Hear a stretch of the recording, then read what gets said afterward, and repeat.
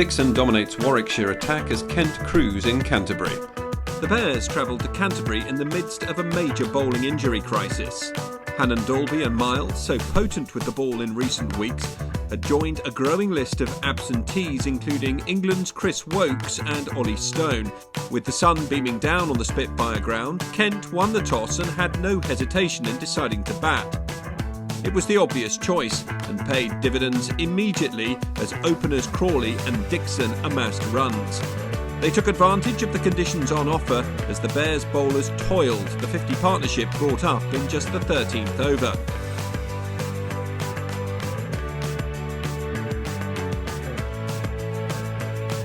As the pitch baked, the opening pair were cool, calm and collected. Crawley's 50 reached as they began to knock on the door of 100. That milestone came just before lunch, a successful first session sealed as Kent returned to the dressing room on 116 without loss. Dixon would bring up his own half-century shortly after the restart, a 4 off Leicester taking him past the personal milestone. He'd lose his opening partner in the next over though. Rhodes trapped Crawley LBW for 72. England's Denley would join Dixon at the crease and picked up where the opener had left off. But he was unable to convert his good start, caught by captain Patel off the bowling of Lamb, out for 22. Bell Drummond joined Dixon. They continued comfortably to pass 200 as the Kent opener edged closer to his century. The pair reached tee at 212 for 2 after another good session for the home team.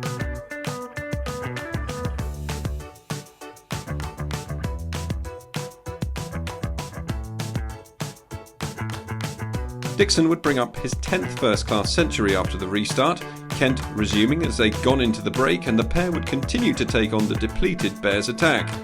Before long, Bell Drummond was getting closer to his half-century and their partnership was the second in the Kent innings worth 100 runs. The 50 would come in style for the Kent number 4. Lamb guided to the boundary as the score moved past 300. On they batted, the shadows creeping across the Spitfire ground, both men looking set as the overs ticked down.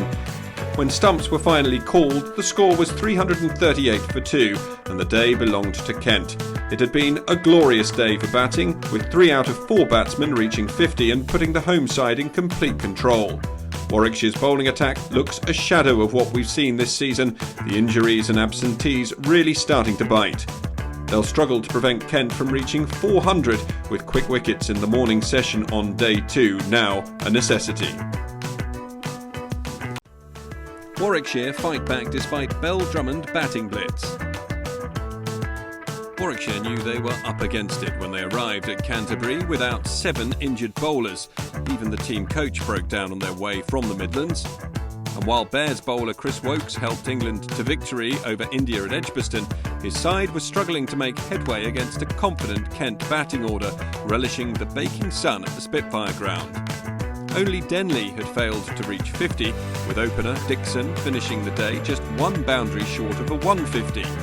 He and Bell Drummond would resume for Kent, the side already on 338 for 2. Dixon wouldn't take long to reach his 150 with a 4 off Leicester as the pair picked up where they'd left off the night before, putting on 25 runs in the first 5 overs.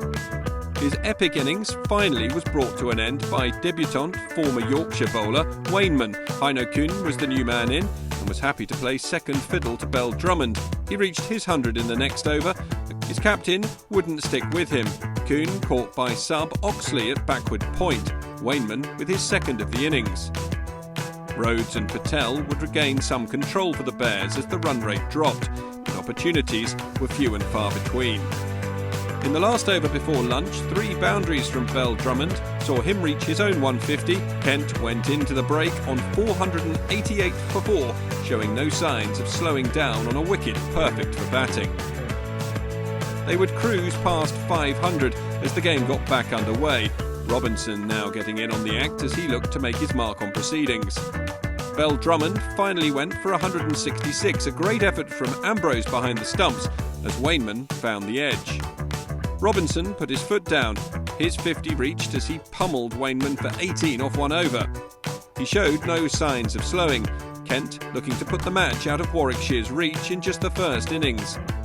Lester would be the man to take his wicket, caught by Rhodes for 78. And when Patel had Stevens caught by Hayne for 4, Kent decided they'd had enough on the board, declaring at 585 for 7.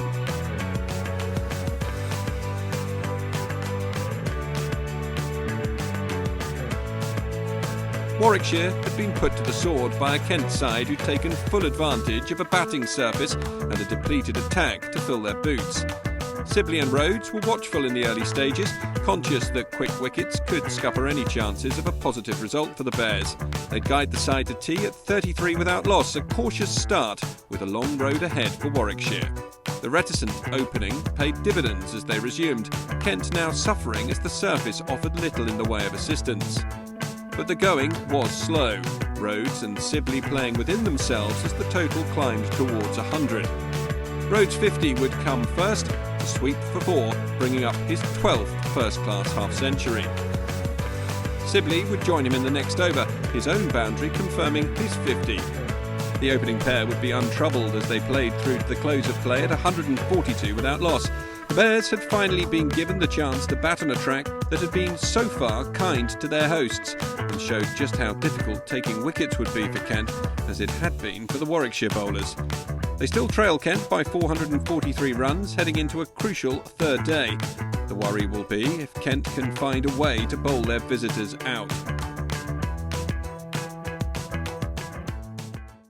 Sibley doubles up as Bat dominates again in Canterbury. Bat-dominated ball as just 5 wickets fell on day 2 at Canterbury, with Rhodes and Sibley fighting back for Warwickshire with a century partnership after Kent racked up a mammoth 585 for 7 thanks to a big 100 from Bell Drummond.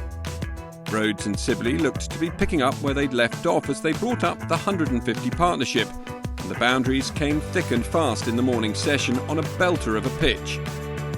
The 200 partnership duly arrived as both batsmen neared their centuries, with Rhodes getting there first by sending Stewart to the rope. But the stand was ended on 221 as Rhodes chased a wide one from Stewart and edged behind to Robinson. And that dismissal really stalled the run rate, with Sibley content to wait for his ton as lunch arrived, with Warwickshire 224 for 1, but with plenty more work to do, with the follow-on target still 212 away. Kent claimed the second new ball after lunch, but 4s from the bowling of Stevens and Podmore saw Sibley to yet another century. But in the next over, Stevens angled one across Yates and Coombe took the catch at first slip. That brought Sam Hayne to the wicket, and he settled in typical fashion as he sent Stewart to the rope twice in an over. And the batsmen were looking in complete control as Warwickshire chipped away at the deficit in pursuit of the follow-on target. The boundaries continued to flow as Warwickshire moved past 300 without alarm, and the tea break arrived at 312 for 2, with Sibley 149 not out, his highest score for Warwickshire. Sibley continued his progress in the final session of the day as he moved serenely past 150. But Warwickshire didn't have things all their own way, as Hayne was strangled down the leg side by Podmore, with Robinson taking an excellent catch. Sibley moved to 199 when he found the rope twice in a Denley over, and in the penultimate over of the day he clipped off his legs to bring up his double century, the first in the County Championship this season. That took Warwickshire to 400 for 3 by the close of play, still 185 in arrears, but with the game surely heading to a draw.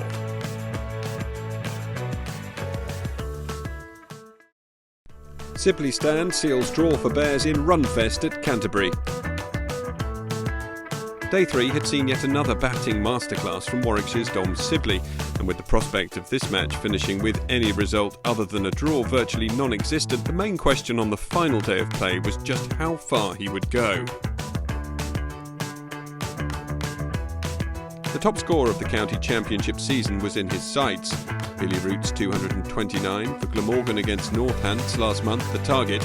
But to get there, he'd need partners to stay with him, especially with 36 runs still needed to avoid the follow-on. He didn't get off to the best of starts. Adam Hose tramped LBW for 20 by Rayner just a few overs into the day.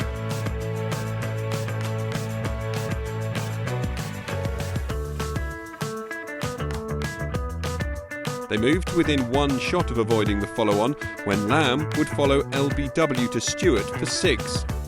Sibley did go past routes 229 though a few overs later. The follow-on avoided, and the Warwickshire batsman now the proud owner of the top score of the county championship season. Bell Drummond's medium pace extracting a top-edged hook shot from Sibley, his epic stay at the crease finally brought to an end after almost 11 hours of batting. His 244, a new career best, and the highest individual score by a Warwickshire player in 12 years. It would be the last action before lunch, Mike and Ambrose seeing the Bears through to the interval at 462 for 6. They pick up where they left off, Kent struggling to find a breakthrough, Warwickshire happy to nurdle the ball around as the match headed for a draw. The Bears would pass 500 before Ambrose would go, Mike looking for a quick single, Ambrose not fast enough to make his ground, run out for 39 by Kuhn. Jeetan Patel would join Mike at the crease as Warwickshire plodded on undeterred, reaching tea at 531 for 7, still trailing their hosts by 54. They'd continue on after tea, more in hope than expectation. While Mike found the boundary, the expected handshake finally came, match drawn. Warwickshire will have been the side more pleased with that result, their injury crisis forcing them to field a makeshift attack. But on a pitch as flat as the one Canterbury had enjoyed over the past 4 days, even a fully fit Bears bowling brigade would have struggled to create chances. There were personal highlights aplenty. Dixon and Bell Drummond's 150s for Kent overshadowed somewhat by Sibley's 244-run 11-hour stand, an innings that had all but guaranteed Warwickshire would avoid defeat. They'll turn their attention to the trip to Hampshire next week, whilst Kent make the short trip to London, where they'll take on Surrey at the Kia Oval.